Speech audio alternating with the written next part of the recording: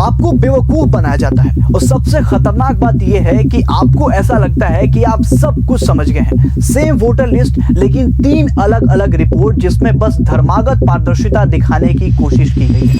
Bengal election में SIR हुआ, पहला डाटा सामने आता है कि 58 लाख नाम हटाए गए, 75% हिंदू और सिर्फ 5% मुसलमान।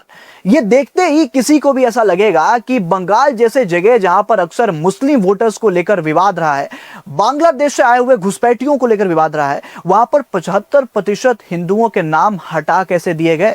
फिर थोड़े दिनों बाद फाइनल लिस्ट आती है, कुल संख्या 63 लाख बताई जाती है, उसमें से करीब 5.5 लाख नाम हटाए गए और रेशियो और भी ज्यादा एग्रेसिव हो जाता है। 97% हिंदू और सिर्फ 2.4% मुस्लिम दिखाए जाते हैं। लेकिन असली चाल यहीं पर खेली जाती है। अचानक एक नई कैटेगरी ड्रॉप हो जाती है, लॉजिकल डिस्क्रिपेंसी की। 27,16,000 नाम रिव्यू में डाले जाते हैं और यही पूरा नैरेटिव पलट दिया जाता है। 31% हिंदू और 66% मुसलमान। अब अचानक से वही सिस्टम जो तुम्हें बायस्ड लग रहा था वो बैलेंस देखना शुरू हो गया होगा।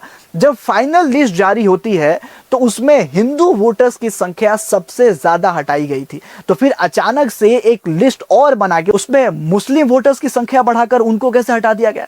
अब इसे वोटिंग पैटर्न से जोड़कर देखना। ग्राउंड रियलिटी यह है कि भारतीय जनता पार्टी को आमतौर पर हिंदू वोटर्स का बड़ा सपोर्ट बेस मिलता हुआ आ रहा है, जबकि ऑल इंडिया तृणमूल कांग्रेस यानी कि ममता बनर्जी को वेस्ट बंगाल में मुस्लिम वोटर्स का साथ ज्यादा मिलता रहा है।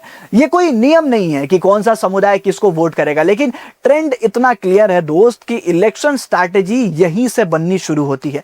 अब अगर वोटर डाटा के साथ ऐसा खेल खेला जाए कि कभी हिंदू ज्यादा अफेक्टेड दिखे और कभी मुस्लिम ज्यादा डाउटफुल दिखे, तो सीधा असर किस पर पड़ेगा? आपकी सोच पर।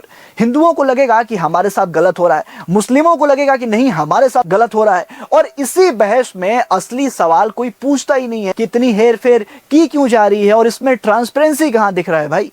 क्योंकि जब जनता डिवाइड हो जाती है तो उसे कंट्रोल करना बहुत ही आसान हो जाता है। इसलिए मुद्दा यह नहीं है कि हिंदू वर्सेस मुस्लिम कौन ज्यादा हटाए गए और किसको ज्यादा डाउटफुल दिखाया जा रहा है, बल्कि मुद्दा यह है कि आपको किस तरीके से डाटा दिखाकर एक खास डायरेक्शन में सोचने पर मजबूर किया जा रहा है। अगर नंबर्स बदलते रहते हैं और आप सवाल नहीं पूछते हैं तो सच तो कभी सामने आएगा ही नहीं। तो इस लोकतंत्र में नागरिकों को अपनी बुद्धि विवेक का इस्तेमाल करके सरकार से सवाल जरूर पूछना चाहिए। मैं ऋतिक पांडे मिलता हूं एक और नए वीडियो के साथ। आप देखते रहिए पॉलिटिक्स वाला। पॉलिटिक्स वाला, आओ राजनीति करें अब हमारे YouTube चैनल पर।